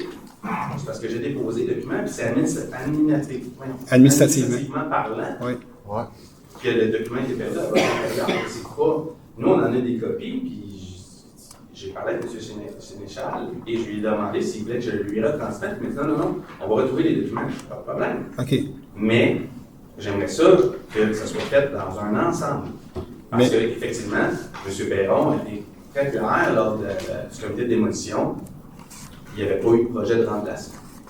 Mais il y en avait un projet de remplacement. Moi aussi, c'est la même chose. Il cherche encore. Mais moi, ce que j'ai comme information, c'est qu'il n'y a aucun projet de remplacement qui est soumis pour ce projet-là. Mais je comprends ce que vous dites ce soir. On va faire des vérifications dès demain. Ce qui s'est passé. Je comprends. Moi, je pense que la problématique est probablement venue du fait que c'est M. Lacroix qui s'est retrouvé avec ces documents-là. Il a quitté dans la restructuration qu'on a faite, puis probablement que ça n'a pas suivi. Là. Bon, malheureusement, des fois, ça arrive, ces choses-là, dans une organisation. On savait tous, quand on a discuté, Non, c'est exploratoire. On savait au de quel projet qu'on parlait quand on a eu notre rencontre. Moi, j'ai aucune idée du projet du Paris. Vous venez vous informer sur les possibilités sur ce terrain-là. C'était ça, cette rencontre-là. C'était pas, moi, j'ai pas vu de dessin, On vous a expliqué exactement ce qu'en était. Cette maison-là était listée sur la liste des immeubles patrimoniaux. On vous a expliqué la procédure comme quoi qu'il fallait être assujetti, ça fallait passer à travers le comité de démolition, qui risquait d'avoir de l'opposition. Je me rappelle, c'est toujours ça qui arrive. Cette maison-là est à peu près juste vous que le propriétaire qui est intéressé à l'avoir démolie. Parce qu'il y a eu une forte mobilisation citoyenne autour de cette démolition-là, mentionnant clairement à toute l'organisation, en tant que service urbaniste aux élus.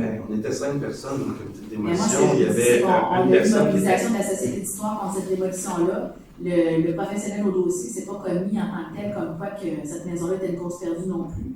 Moi, c'est l'information que j'ai. Le fameux dossier auquel vous faites référence, le projet de remplacement, moi, j'ai pas vu le projet de remplacement. J'ai aucun souvenir d'avoir vu des dessins, des bâtisses, des projections, des élévations. Vous pouvez demander à votre collègue, M. Sénéchal.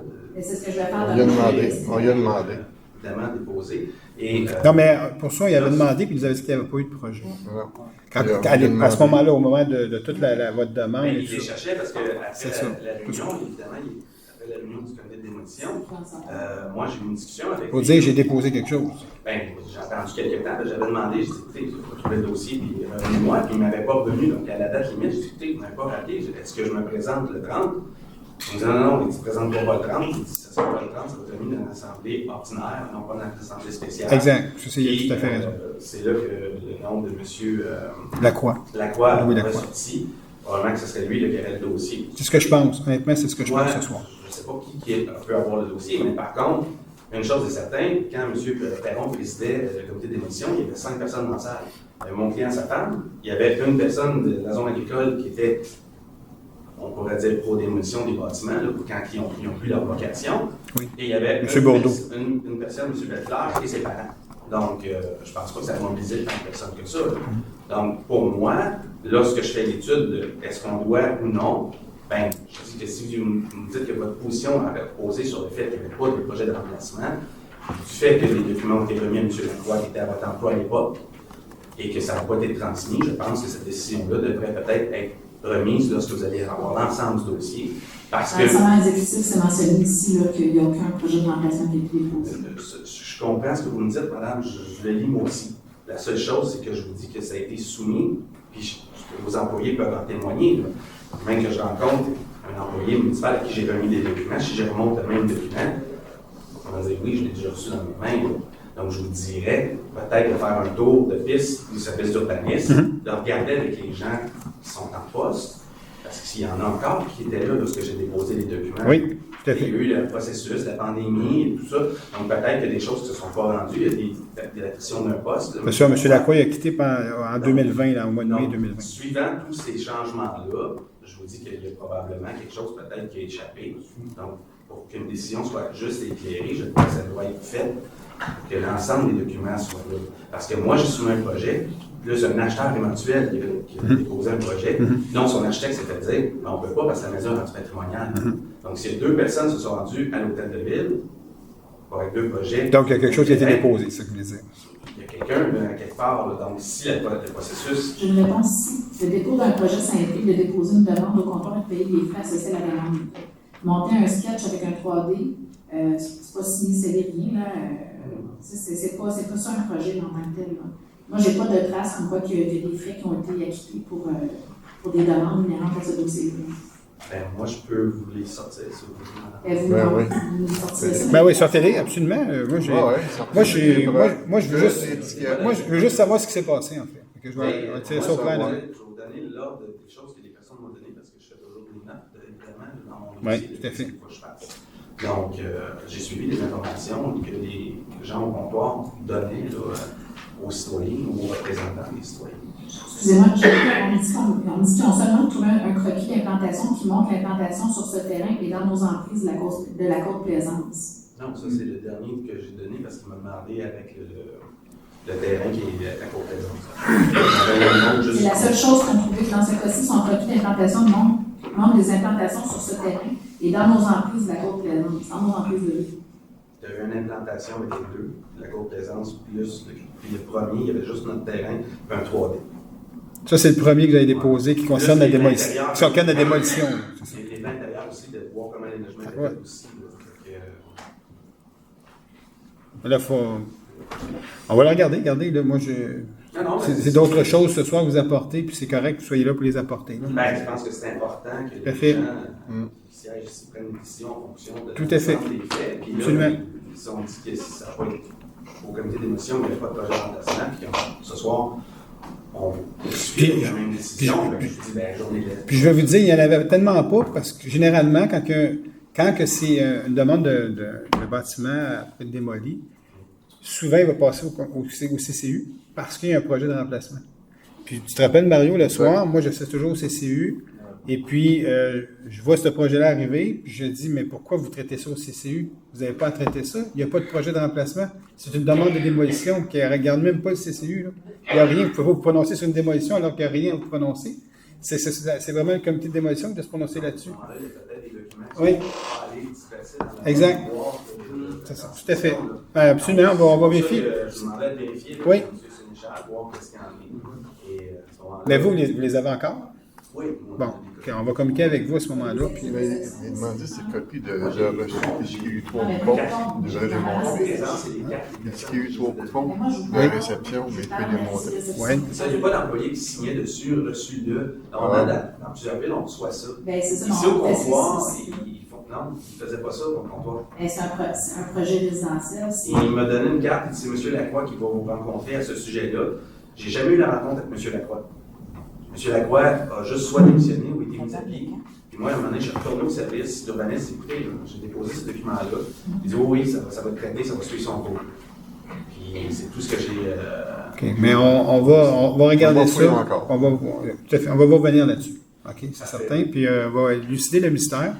Il y a un mystère, pour ça, je voulais vous préciser que pour nous, il n'y en avait tellement pas qu'au CCU, j'ai porté ce commentaire-là pour dire pourquoi vous avez ce dossier-là à traiter. Je comprends la position, puis comme je vous dis, là, oui, on peut avoir plusieurs discussions autour d'une table, mais à un moment donné, c'est sûr qu'il y a des documents qui sont déposés. Puis j'ai pas été l'acquéreur du terrain de mon client, a lui-même mandaté un architecte qui est arrivé à la municipalité, puis c'était juste dire, ben, tu peux pas les déposer parce que c'est un bâtiment patrimonial.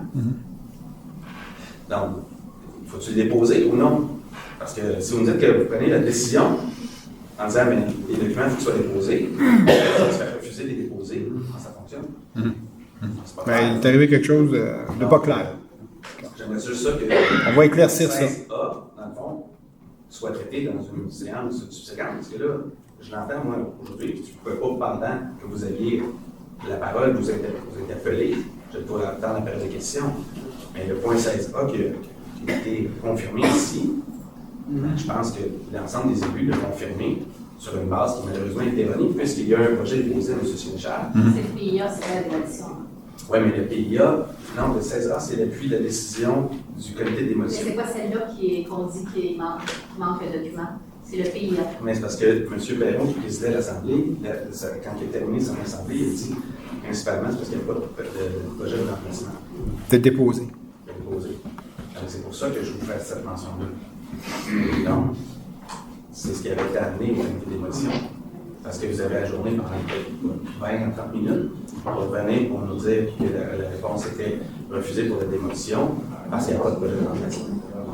En fonction de cette décision-là que je peux dire ça. On va faire d'autres recherches. Les gens cherchent encore, mais ils n'ont pas trouvé encore votre document.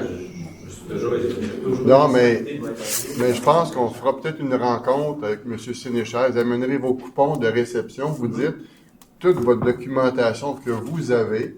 Puis à un moment donné, il y a quelqu'un qui va peut-être allumer une lumière, tu sais, mais à date, là, je peux vous dire qu'ils cherchent partout. Mais c'est comme toute chose, on peut revenir avec d'autres projets, comme d'autres projets. Tu sais, c'est une résolution de conseil. Donc, vous avez vu ce soir, il y a des modifications de résolution ce soir. Je voulais juste que l'ensemble des gens ici présents soient au courant. Non, tout à fait. De bonne foi, mon client, moi-même, avant le 30, justement, il était déposé d'autres documents, comme la Société d'histoire de la personne qui était là, de M. Oui, M. Belfort, le président de la Société. Moi, j'ai carrément dit qu'on était prêt à même lui donner le bâtiment, puis s'il fallait, la ville voulait vraiment dire que c'est important, il y a le parc Joseph Narcisse Cardinal juste à côté pour le déménager, là, 40 de la maison, là, si vous pensez que vous avez des budgets, parce que malheureusement, le coût économique, c'est vrai que personne, il n'y a aucun professionnel, puis moi-même, en étant un, je ne peux pas marquer dans un rapport que tout est acheté dans un bâtiment. S'il reste un 2 par 4 qui est bon, il est encore bon. Mais par contre, si la valeur économique, si la valeur économique du bâtiment est moindre que le valeur de rénovation, là, à ce moment-là, je crois que peut-être la pérennité du bâtiment est mise en péril. On m'a nommé, lors du comité d'émotion, qu'une propriété à la pérille avait été conservée. Oui, mais était subventionnée par l'ensemble des villes. C'est pas la même chose. C'était un centre communautaire qui était dedans pour aider les personnes.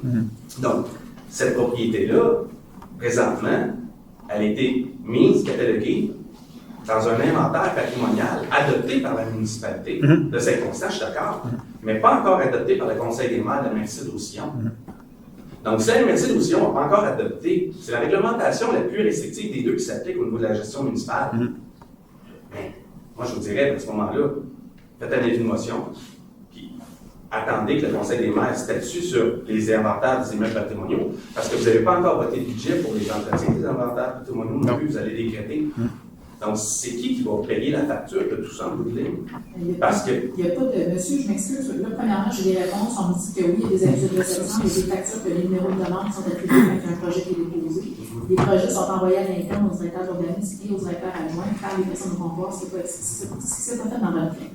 Deuxièmement, la liste de l'inventaire des maisons patrimoniales versus les programmes de subvention qui sont assurés par les villes, c'est deux choses différentes. C'est pas parce qu'une ville décide de lister des bâtiments patrimoniaux qu'elle prend nécessairement en charge l'entretien et la maintenance de ces immeubles-là. Ça, je suis d'accord avec vous, madame. C'est deux choses séparées. Non, mais je veux juste terminer, monsieur. Oui. Et puis, qu'il y ait un inventaire qui a été fait par la ville de Saint-Constant pour lister des immeubles d'intérêt patrimonial en collégialité avec la Société d'histoire, c'est une chose. À partir du moment où cette liste-là existe, on ne peut pas décider que celle-là on l'ajoute, celle-là on l'enlève, nonobstant la présence ou non de fonds d'entretien de ces maisons-là. Juste à partir du moment où les maisons. Je m'excuse, mais vous en avez enlevé une centaine. Non, mais il y en a qui cette liste-là a été révisée, mais cette maison-là a été maintenue quand même. C'est ça. Moi, ce que je vous dis présentement. La procédure que vous évoquez, madame, ce que je peux vous dire, c'est que la procédure que vous évoquez n'a pas suivi ce qui était actuellement fait pour le service d'urbanisme. Il n'y a pas de numéro. Mais regardez, je pense qu'on n'ira pas plus loin. OK? On va prendre le temps de regarder les choses. On va prendre le temps de se rencontrer par la suite. Je pense que ça va être mieux comme ça. Puis on va régler ça de cette façon-là. Puis s'il y a lieu de faire des modifications, on les fera. Là. Fait que moi, je n'ai pas de problème avec ça. On va juste tirer ça au clair parce qu'il y a beaucoup d'ambiguïté. Il y a un processus qui ne semble pas avoir été bien respecté. Je veux juste comprendre qu'est-ce qui n'a pas été respecté. Puis je ne veux pas aller plus loin ce soir avec ça. Pas de problème, je vous remercie beaucoup pour votre écoute. Parfait. On va se parler plus tard. J'attends vos nouvelles. Pas de problème. Ça marche. Merci beaucoup. Ce ne sera pas dans 6 mois. Je n'ai pas l'habitude. Quand je dis je vais revenir là-dessus, je reviens assez rapidement. Bonjour, Marcel Craig. Il y a une autre question qui était posée tantôt. On l'avait déjà posée au printemps pour le taux d'endettement de la ville, le montant d'emprunt. Au mois de décembre, on va en parler. Ouais. Comme on l'a dit tantôt, parce que je vais me donner de vous dire 100 millions, 75 millions ce soir, 60 millions au bassin versant, 15 millions à l'autre. Si je vous donne des paquets de chiffres, puis c'est pas ça au mois de décembre, parce qu'on va regarder avec le département des finances où on est rendu exactement, moi, je préfère vous donner des vrais chiffres. Moi, dans la vie, je suis gestionnaire, je suis comptable, puis j'aime pour ça de lancer des chiffres à gauche, à droite. Là, il n'y a personne ici en avant qui connaît le chiffre. Le chiffre, le niveau d'endettement de la ville, on en parle 2 fois par an en séance conseil. Exact. Au rapport financier et au dépôt du budget. Honnêtement, à chaque mois, là, on est en train de travailler sur le budget en temps réel d'aujourd'hui. Ça doit ressembler au rapport financier. Bien, moi, je vous encourage à aller sur le site Internet de la ville, comme moi je vais faire tantôt, là, puis vous allez voir le bon thème. Il est là. Le rapport financier est là. À chaque année, les rapports financiers sont déposés. Le profil financier est là, vous allez voir l'endettement. Tout est là, il n'y a rien de caché, c'est là. Puis, est-ce que c'est plus élevé qu'avant? Bien, c'est sûr. On investit. Je fais 15 millions de rues par année. 15 millions de rues, je ne les prends pas dans le coffre-fort, là. Je ne paye pas ça comptant, cette affaire-là. Là. Tu sais? Fait que, je ne serais pas surpris, c'est sûr. Là. Si on fait des parcs, je fais un règlement d'emprunt de 5 millions pour faire des parcs, mais c'est un règlement d'emprunt de 5 millions pour faire des parcs. C'est normal. Il y avait un projet d'emprunt qui était prévu pour 2 terrains synthétiques. Ça, il est déjà là. Il est déjà approuvé. Le règlement d'emprunt, c'est le 1575, le 1708-21. Il est déjà approuvé à 5,8 millions. On a une aide financière là-dessus. Après des réévaluations, il est augmenté du double. Fait que là, moi, je l'ai enlevé parce que je veux comprendre pourquoi. Puis je vais aller chercher l'aide financière pour la différence. C'est là qu'on en est là-dedans. OK? Mais les terrains de soccer, je m'excuse, mais oui, il y en a besoin. Il y a 1200 joueurs de soccer ici à Saint-Constant. Il n'y a pas de terrain. Tout le monde court à gauche, à droite. Ça fait partie de notre devoir de citoyen, d'une communauté de 30 500 habitants, de se doter de ces infrastructures-là pour nos enfants qui jouent au soccer, et les plus petits, les moins petits, puis les 18 ans et plus. Là. Alors, je ne peux pas vous dire autre chose. Synthétique, justement, qui a été construit à l'école Félix-Leclerc. Jacques Lebert. Oui. Ce qui est toujours là. Oui. Ben oui, toujours là. Il peut être démoli pour agrandir l'école. Exact. Ils vont le reconstruire où? À côté de l'école. À même endroit. Au même endroit. Donc, on va avoir un 3e terrain. On va avoir un 3e terrain. C'est exactement ça. Mais tu sais, je peux pas. Quand je l'enlève quelque chose d'une réunion, c'est parce qu'il y a eu des changements. Puis des changements de dernière minute. Moi, j'aime pas ça, passer ça. J'aime les comprendre. J'aime le partager au conseil après pour qu'on comprenne tout le monde ensemble. Puis là, ce soir, j'ai dit à Sophie, mais tu as eu des nouveaux changements. Je ne peux pas les expliquer. J'aimerais essayer de comprendre avant. Fait que j'ai enlevé ça ce soir. Puis, il y a toute l'aide financière qu'on avait obtenue pour ce projet-là, que là, ça vient de changer le portrait parce que vu que les coûts ont été plus grands, mais j'ai besoin de plus d'aide financière. Fait que faut tout regarder ça dans son ensemble. C'est pour ça qu'il est enlevé ce soir. Est-ce que vous vous allez ramener le projet dans une assemblée extraordinaire ou vous allez ramener ce projet aux prochaines assemblées ordinaires? Ça dépend. Ça dépend. Je ne peux pas vous dire. Ça dépend de le degré d'urgence. Quand je fais une assemblée extraordinaire, c'est parce qu'il y a une urgence de le passer pour que ça aille plus rapidement pour un appel d'offres, pour que le dossier avance. C'est juste pour ça. De toute façon, qu'il soit une extraordinaire ou une ordinaire, on va en parler pareil. On va vous dire, il y a eu une assemblée extraordinaire telle journée, on a passé tel règlement. Donc, vous pouvez poser des questions là-dessus aussi. Vous pouvez venir à l'assemblée extraordinaire aussi. Fait que, mais je ne peux pas vous dire ce soir. Je pourrais bien vous dire, je vais me mettre à une ordinaire, mais si on me dit l'équipe, il faut absolument le passer, ça presse, parce que bon, on ne rentrera pas dans le bon range d'appel d'offres si on attend un mois suivant, puis si on ne rentre pas dans le bon range, il va sortir à 2 millions de plus. Je pense que ça vaut la peine de faire une extraordinaire pour le passer. C'est comme ça qu'on travaille, en fait. Je ne travaille pas en disant, mais je vais te passer d'un extraordinaire parce que je ne vais pas le passer d'une ordinaire. Je ne suis pas comme ça dans la vie, mais pas partout. Donc, on va voir le montant exact de l'emprunt, on va attendre le budget du mois de décembre. Ben, en fait, non. Allez voir le profil financier sur le site Internet de la Ville, vous allez le voir. Le profil financier est là. Pour venir le résumer des vérificateurs, nos vérificateurs externes, qui est autorisé, qui est entériné au mois de mai par le Conseil. Ça, c'est toujours déposé, ce rapport résumé-là, par nos auditeurs sur notre site Internet pour que les gens puissent aller voir. Endettement de la Ville, il est là. C'est aussi simple que ça. Ça, vous allez avoir en date du mois de mai 2021. 2022. 2022 pour le rapport financier audité du 2021. C'est ça. Fait que, mais, tu sais, soyez pas surpris, là. Les gens disent, la dette augmente. C'est sûr que si j'investis, la dette augmente. C'est normal. Mais n'oubliez pas une chose. On le fait pour des actifs de la Ville. Donc, si mon niveau d'endettement augmente, mes actifs aussi augmentent. OK? Avant, on n'avait pas d'actifs, très peu. Fait qu'on était là. Ça, c'était là. Et quand je fais une location d'une bibliothèque à 900 000 par année, c'est pas un actif pour moi. OK? Je pompe dans une location de 900 000 par année, mais c'est pas un actif. Le jour où j'en bâtis une à 5 millions, mais c'est un actif. Mais oui, j'ai un règlement d'emprunt pour ça, pareil. Mais j'ai un actif qui vaut... Hein, la bibliothèque, elle coûte à peu près 5 millions, mais elle vaut probablement dans nos actifs 8 à 9 ou 10 millions. OK? Parce qu'on a eu des subventions. Okay? C'est un peu ça. Mais en même temps, il faut être conscient que le taux d'intérêt va augmenter les prix aussi. Ben, Madame Dandurand, est-ce qu'on est conscient de ça? Ben oui, on est conscient de ça. Je suis pas. C'est ça la réalité. Ben oui, tout à fait. On est tout à fait conscient de ça. Quand on fait un investissement, là, on s'assure qu'il y a un bâtiment. Il y a un bâtiment qui va se bâtir, qui est évalué à 75 ou 100 millions, qui rapporte 500 000 de taxes par année à la Ville. Ben, on peut faire, parfait, on y va. On peut faire tel projet parce que ça va absorber le paiement d'intérêts et des actifs. C'est toujours comme ça que c'est fait. Mais est-ce que la dette augmente? Bien, c'est sûr qu'elle augmente. Si on investit, la dette augmente, c'est certain. On peut pas, tu sais, dans la vie, je peux pas dire, on fait plus rien, il n'y a rien qui va augmenter, c'est sûr. OK? Mais il n'y aura plus rien qui va se faire, c'est inconstant non plus. Mais les livres ont besoin d'être faits. Nos parcs n'étaient pas assurables. Nos modules de jeu n'étaient pas assurables. Il n'y a plus rien qui était assurable à Saint-Constant parce que tout était en train de s'effriter. À un moment donné, on fait quoi? On laisse s'effriter ou on dit non, moi, je ne suis pas mon genre, on va prendre le taureau par les cornes, on va faire les investissements qu'il faut faire, puis on va avancer, puis on va mettre nos choses à jour une fois pour toutes. Puis après, la personne qui viendra après moi, mais elle prendra le bateau, puis elle va rouler avec ça, puis that's it. Puis là, ce que ça va faire, c'est à un moment donné, là, quand tu investis, là, c'est sûr que ça fait ça quand tu as besoin de faire du rattrapage. Un jour, ça fait ça, puis après un jour, ça fait ça, ça fait ça, ça fait ça. Puis là, dans ta période que ça fait ça, tu fais de l'entretien de tes actifs. OK? Pour qu'ils durent le plus longtemps possible. Pour rendre en bout de ligne, là, ça fait ça le plus longtemps possible. Puis après, tu montes tranquillement en renouvelant tes actifs. OK? Présentement, c'était pas le cas. Il fallait faire un coup de barre parce qu'il n'y avait pas rien. C'est juste ça. Excusez-moi, je suis comme le docteur Arruda, il a placé la grande chose. Ça ressemblait à ça, là. Ce qui est plus là, c'est ça. Oui, c'est ça, exact. Ben oui, mais allez voir, le profil financier est là, puis il n'y a rien de caché là-dedans. Allez le voir, vous allez voir. Puis en fait, en décembre, on en parle, puis au mois de mai, on en parle.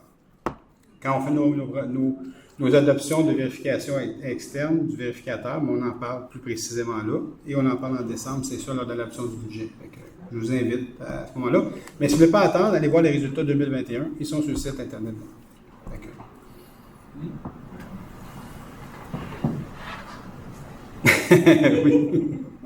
Bonjour. Je tiens à vous féliciter pour tout ce que vous avez fait pour la ville. Je suis d'accord avec vous. Il faut investir pour s'améliorer. Les enfants ne peuvent pas en profiter, mais les petits-enfants en profitent maintenant. Bon, ben tant mieux. C'est ça l'objectif. J'avais une petite question. Je veux savoir le fonds, si je veux dire, ferroviaire, est-ce qu'il va être refait? Oui. Mais en fait, ce qu'on me dit oui, je vous dis oui parce que c'est le musée qui nous dit qu'il travaille avec le gouvernement. Là, il cherche des fonds, en fait, pour le faire. Puis une aide financière au niveau du gouvernement provincial, même fédéral. Là, il travaille les deux paliers du gouvernement pour avoir une aide financière pour refaire le pont. Je suis d'accord avec vous, ça fait quand même longtemps, puis c'est plate de passer par la droite. Là. Ça fait pas très chic non plus, là, comme Madame Landry. Donc, mais je vais vous donner plus de détails le mois prochain, si vous venez, ou sinon appelez-moi, parce qu'on va avoir une rencontre très bientôt avec l'Expo-Rail pour le protocole d'entente. On a une aide financière qu'on donne de l'Expo-Rail chaque année. Là, il faut renouveler le protocole d'entente pour plusieurs années. Puis ça fait partie des points à l'ordre du jour, ça, le fameux pont, parce qu'il y a tout leur stationnement qui est en avant, qu'on leur demande de mettre à jour aussi, de le paver, puis faire en sorte que ce soit une belle entrée de ville. Puis là, ça a l'air de pas grand-chose. C'est sur la rue Saint-Pierre en plus. Ils sont très au courant de ça, on travaille avec eux, puis le pont fait partie des projets là-dedans pour qu'on puisse enfin recommencer par rentrer par en avant, au lieu d'aller en arrière, qui n'est pas très... J'étais curieuse, qu'est-ce qu'ils vont faire à la place du château qui a été démoli? Ça, le château qui a été démoli, c'est le propriétaire du château, Mario, corrige-moi, c'est lui-même qui a un projet d'unité d'habitation, bien sûr, OK, parce que lui, c'est le même principe. En restauration, c'était compliqué, puis il voulait plus continuer là-dedans. C'est pour ça qu'il a fermé, d'ailleurs. Je pense qu'il y a eu de la maladie aussi, je pense, dans la famille. Son fils était malade, fait qu'ils ont dû fermer le restaurant, puis il n'a pas eu l'intention de le réouvrir. Il a déposé des projets de développement à la ville, et puis qui ont été un peu... En fait, il n'y a rien d'approuvé parce que le projet qui a été déposé, on ne l'a pas accepté, OK, parce que c'était trop volumineux. Puis il y a des maisons unifamiliales en arrière. Il a demandé de travailler son projet, mais il n'y a pas rien de nouveau qui a été déposé là-dessus suite à nos commentaires. On a même rencontré les citoyens de la rue pour leur expliquer, parce que les autres étaient inquiets, puis avec raison. Là. Et puis on est là. Donc, mais il y avait quand même le droit de démolir. Il a demandé un permis de démolition, puis il a démoli. Mais on n'a pas de projet pour l'instant, mais c'est un projet d'unité d'habitation. Merci beaucoup. Merci. Ah oui? Ça nous manquait. Ben là, écoute, il se passe de quoi de pas normal? Là. Oui. C'est quoi la construction à côté de l'aréna des 3 temps, ça? C'est le stationnement. C'est le stationnement. Parce qu'en face de Isatis, eux, il y avait une servitude qui allait jusqu'à la rue Sainte-Catherine. Donc, il y avait un grand carré qui englobait tout le complexe Isatis. OK? Puis en avant, il y avait une servitude pour leurs besoins de stationnement éventuels quand ils font des tournois et tout ça. Sauf que nous, on a besoin de ce terrain-là pour donner au gouvernement pour une école. Vous savez, dans la nouvelle loi, il faut que les villes fournissent des terrains pour bâtir de nouvelles écoles. Donc là, c'est ce qu'on a. On a besoin d'une nouvelle école dans ce périmètre-là. Donc, il va y avoir vraiment Frappier, Aquarelle et cette nouvelle école primaire-là. Donc, ce terrain-là en avant, dans l'entente qu'Isatis avait eu bien avant nous, là, il fallait leur donner un espace de stationnement, leur prévoir un autre espace de stationnement. Donc, nous, en ayant besoin d'un terrain pour une école plutôt, il a fallu déplacer la servitude. En déplaçant la servitude, on dit, mais maintenant, votre servitude n'est plus en avant, elle va être à côté de votre aréna. Il y aura du stationnement là on va partager avec vous pour vos besoins et les besoins de l'école aussi. Les professeurs vont stationner là. Et puis, la future piscine extérieure, les gens vont stationner là aussi. Donc, c'est du stationnement qui s'en va là. Dimanche, ça prenait quelqu'un pour finir dernier, dans la marche du 10e. Je pensais que c'était Régent qui avait fini dernier. Il y a des gars qui avaient un longtemps, mais il est tatané en haut. Vous avez apprécié quand même? J'ai commencé à aller à la piscine. C'est vraiment extraordinaire. Oui, vraiment. On est vraiment choyés. Une chose plate, c'est que le stationnement soit en arrière. Oui, je sais. C'est loin de la porte. Sauf que je vous annonce quand même une bonne nouvelle. Les gens, le promoteur qui travaille au BNL, en fait, qui travaille le complexe de tennis, qui va être juste en face de la piscine, du complexe aquatique. Finalement, quand vous traversez le pont, à votre gauche, c'est le complexe aquatique. À votre droite, ça va être le tennis. Et juste en face, en dessous de la ligne électrique, il va y avoir une patte de stationnement là qui va servir pour le tennis et aussi pour le complexe aquatique. Donc, les gens vont beaucoup plus utiliser celui-là que celui en arrière. En arrière, ça servira pour un débordement éventuel. Je pense que c'est un record. Ce soir, on était 18 contre 10. Vous êtes en majorité. Le mois passé aussi, vous étiez en majorité. C'est ça. Moi, je peux le dire que je ne serais jamais en désaccord avec des étudiants qui nous Non, je comprends. Il y a d'autres endroits où on peut économiser ailleurs. Puis aussi, je suis bien contente qu'on investit aussi avec l'exercice et avec. Puis c'est pour ça que j'ai apprécié beaucoup de une participation aussi grande dimanche pour la marche. Oui, tout à fait. C'était beau. Hein? Moi aussi, j'ai trouvé ça vraiment. Je suis toujours inquiet à chaque fois parce qu'il y a des gens qui vont s'inscrire, mais il y avait beaucoup de monde dimanche, effectivement. Donc, vraiment content. Continuez à participer aux activités, c'est super important. Puis c'est comme ça qu'on se met en forme aussi en même temps. Donc, est-ce qu'il y a d'autres questions ce soir? Oui, David Demblin, je propose de lever l'Assemblée. All right. Joanne César, je l'appuie. Alors, merci beaucoup. Bonne fin de soirée. Puis, prenez soin de vous.